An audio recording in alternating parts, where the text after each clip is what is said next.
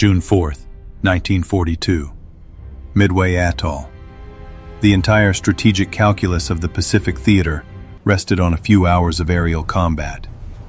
4 Japanese fleet carriers, the veterans of Pearl Harbor, were poised to deliver a knockout blow. Yet, faulty doctrine, fragmented command, and devastating timing turned dominance into disaster for the Kido Butai. The subsequent loss instantly altered the trajectory of the war. This was the moment of peak contingency, the Jonbar Hinge. Now, let us analyze the timeline. That almost was. The divergence point, or the Jonbar Hinge, is found not in a single act of heroism, but in an operational decision rooted in doctrine. In the actual timeline, Admiral Nagumo's command struggled with conflicting demands. Prepare a second strike against the land targets on Midway, or prepare for the expected American carrier counterforce. This uncertainty paralyzed the crucial minutes needed for rearming and refueling. In this counterfactual scenario, we posit a stricter adherence to the primary mission, the destruction of the opposing fleet. The crucial change occurs in the dawn hours. Nagumo's scout planes, specifically the plane from the cruiser Tone, reports the American carrier location 20 minutes earlier. Or perhaps, the critical intelligence is relayed and acted upon without the bureaucratic hesitation that plagued the real event. According to historian John Lundstrom, operational contingency at sea often hinges on the communication delay between reconnaissance and command decision. Here, that delay is eliminated. Nagumo receives confirmation of the U.S. carrier's position and, crucially, maintains his deck park armed exclusively with anti-ship ordnance. When the first, disorganized American strike, mostly land-based bombers and torpedo planes, arrives, the Kido Butai's Combat Air Patrol, CAP, is fully prepared and expertly managed. The ensuing engagement is a tactical massacre. While the low-flying American Devastator torpedo planes still press their attack, drawing the Japanese Zeros down to the wave tops, the concentrated nature of the Kido Butai allows for far more effective coordinated defense. Before the American dive bombers, SBD Dauntlesses, can arrive, the critical moment in our history, Nagumo has successfully launched his full, unified strike package. The American carriers, USS Enterprise and USS Hornet, are caught in the act of preparing their own second strike. Their decks are congested, their anti-air posture compromised by the need to manage their own launches and recoveries. Within 90 minutes, the Kido Butai achieves the decisive operational victory it sought at Pearl Harbor. Both Enterprise and Hornet are hit by multiple high-explosive and armor-piercing bombs, leading to uncontrollable secondary explosions in their hangar decks. The resulting conflagration is catastrophic. They are sunk before nightfall. The USS Yorktown, heavily damaged in the actual timeline, is also struck, but perhaps survives the day, only to be crippled beyond repair or sunk by submarine attacks the following morning. The immediate first-order effect of this divergence is the complete operational paralysis of the United States Pacific Fleet carrier arm. The U.S. Navy is reduced overnight to relying on the few carriers operating in the Atlantic or undergoing repairs. This loss is not merely materiel. It is a profound strategic reversal. The strategic aperture opens immediately for the Imperial Japanese Navy, IJN. The invasion of Midway proceeds without aerial opposition. The Marines on the atoll fight valiantly, but without resupply or air cover, the outcome is inevitable. Within 72 hours, the rising sun flag flies over Midway. More significantly, the psychological shock registers globally. Washington, still reeling from Pearl Harbor, now confronts the brutal reality that the Pacific Ocean is, for the foreseeable future, an uncontested Japanese sphere of influence. Vice Admiral Nimitz's command is forced into a defensive, almost static posture, retreating to Hawaii and the west coast to regroup. For Tokyo, the victory is intoxicating. It validates the Kantai Kessen decisive battle doctrine and provides Admiral Yamamoto with the necessary political capital to push forward with his subsequent strategic goals.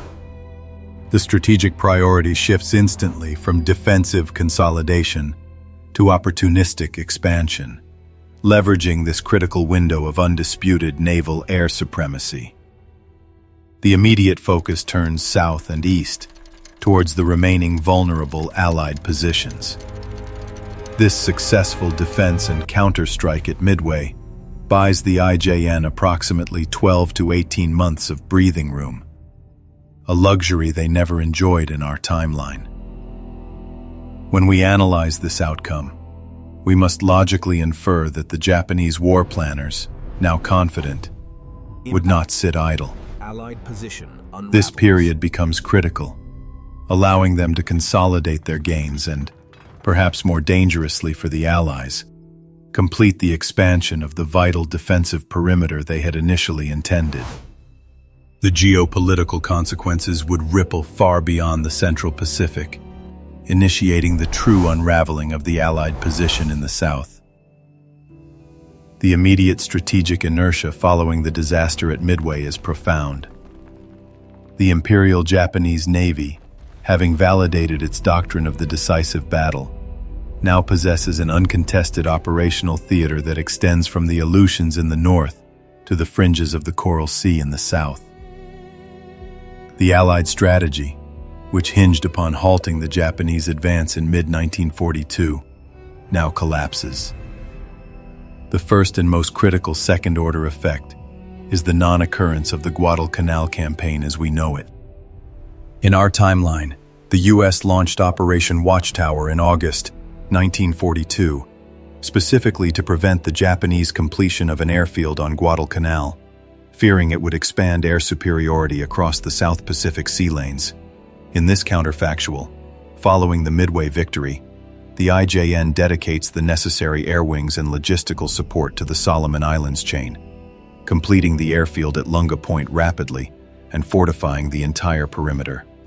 Naval dominance ensures the steady flow of construction materials and troops, turning Guadalcanal from a vulnerable outpost into a formidable attrition sink for any future Allied attack. The window for a swift, decisive American landing has closed. Simultaneously, the resources freed from the Midway loss allow the Japanese to successfully execute Operation Mo, the thrust against Port Moresby in New Guinea. With the American carrier force decimated, there is no repeat of the Coral Sea air-to-air deadlock. Port Moresby falls in July 1942. This strategic acquisition places Japanese air bases within easy striking distance of Australia's northern cities, significantly complicating the defense of the continent. The threat is not invasion, which remains logistically infeasible for Japan, but containment and attrition. Australia is forced onto a war footing far more intense and costly than in our timeline, requiring a significant diversion of Allied troops and resources that were originally slated for the European theater. When we analyze the logistical consequences, the sheer weight of the setback becomes apparent. The American shipbuilding program was already ambitious, but the loss of 4 carriers in quick succession, Lexington, Yorktown, Enterprise, Hornet, assuming Yorktown sunk at Midway or immediately after, necessitates an emergency acceleration. New carriers of the Essex class, which were essential for the eventual 1943 offensive, are now the only viable path to regaining parity. However, the time lag of naval architecture and industrial mobilization cannot be instantly erased. Historically, the first Essex-class carriers began arriving in late 1943. In this timeline, the U.S. Navy likely cannot mount a sustainable, large-scale carrier offensive before the summer or even fall of 1943, creating a strategic gap of 15 to 18 months, where Japanese naval dominance is functionally unassailable. This delay fundamentally alters the tenor of the Pacific War. Instead of the rapid offensive island hopping that characterized late 1943, the Allies are engaged in protracted, defensive battles in peripheral areas.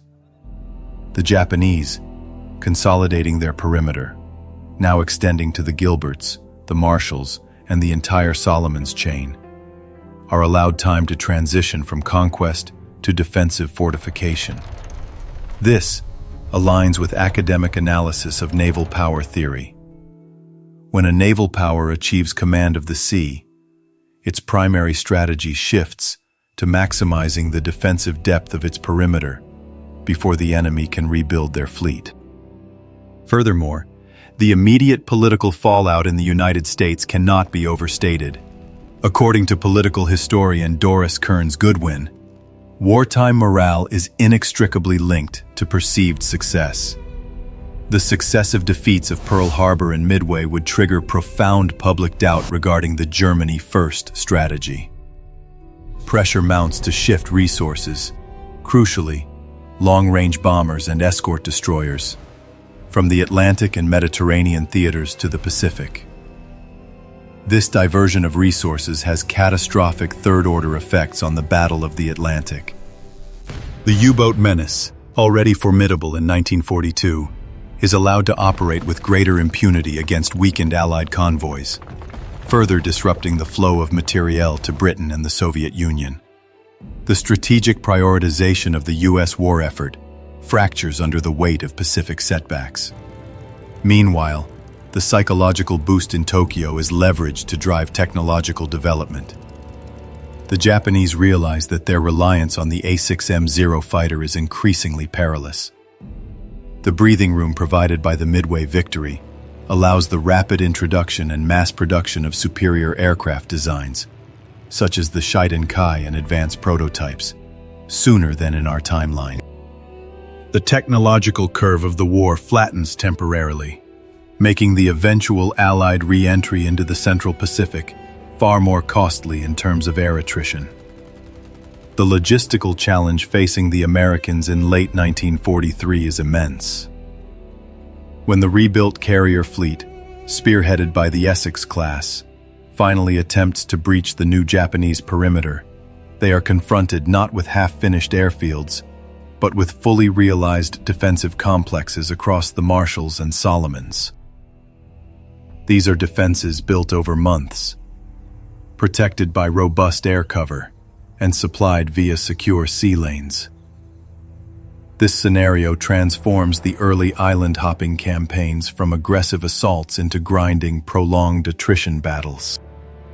For example, the campaign to retake even one vital point in the Solomons might resemble the ferocity of the late-war struggle for Iwo Jima, but happening a year and a half earlier, when American logistical systems were less mature. The greatest consequence of this unraveling is the timeline itself. The Japanese successfully weather the Allied counteroffensive attempts through 1943, forcing the core offensive into 1944. This means the capture of the Mariana Islands, critical for establishing B-29 bases to reach the Japanese home islands, is delayed until late 1944 or even early 1945. The entire chronology of the atomic bomb project is now placed into jeopardy, as the political and military imperative to deploy it hinges on having clear invasion plans for the home islands by late 1945. A protracted Pacific War ties up vast American resources and inevitably shifts the geopolitical balance towards the Soviet Union in the European and Asian spheres. The war grinds onward, characterized by a higher degree of mutual destruction and a longer road to victory. The prolonged engagement following the Japanese victory at Midway fundamentally redrew the geopolitical map of Asia. The American commitment, already stretched thin, was forced into a grinding campaign of attrition that delayed the final assault on the Japanese home islands by at least 6 to 9 months. This extension, a direct result of the successful Japanese perimeter defense established during the 1942-1943 grace period, allowed for a colossal and ultimately decisive factor to enter the war: maximal Soviet strategic depth in the Far East.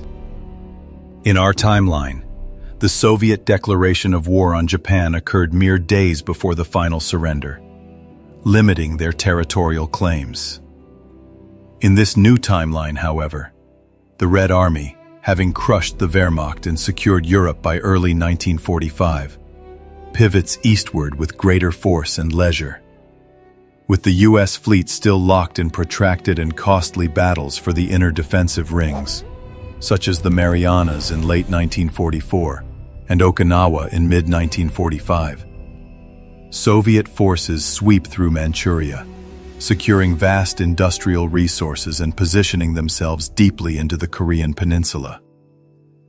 According to the tenets of strategic studies concerning power vacuums, the reduced and delayed projection of American power in the final phase of the war allows the Soviet Union to achieve significantly greater leverage in the ultimate partitioning of post-war territories. The geopolitical consequence is stark. Korea is not partitioned along the 38th parallel in the chaotic manner of our history, but rather, Soviet troops occupy virtually the entire peninsula, having beaten the Americans to the punch. The logistical difficulties of dislodging a fully established Soviet presence from Korea would prove insurmountable in the budding Cold War environment. The result is a unified, Soviet-aligned communist state established in Korea by 1946, eliminating the Korean War as we know it, but replacing it with an immediate and permanent communist bastion on the East Asian mainland. Furthermore, the delay in the Pacific War shifts the dynamic of the Chinese Civil War. American aid to the Nationalist Forces, KMT, is constrained by the necessity of focusing on the final, bloody phases of the Home Island campaigns. Meanwhile, the Soviet Union, now controlling Manchurian arms caches and supply lines, provides overwhelming material support to Mao Zedong's Communist Party, CCP. The ensuing civil war is shortened and decisively won by the CCP earlier than in our history, establishing the People's Republic of China, PRC, with a stronger, less contested relationship with Moscow in the late 1940s. The war against Japan, prolonged and characterized by intense resistance from island garrisons supplied throughout 1943, finally concludes in late 1946, perhaps only after the deployment of additional tactical atomic weapons or a full, devastating invasion of the home islands. Japan, ultimately defeated but under conditions of extreme attrition, faces harsher occupation terms, reflecting the scale of the human and material cost incurred by the Allies due to the 18-month delay. The long road necessitated by the loss at Midway thus accelerates the Cold War in Asia and sharpens its ideological divide.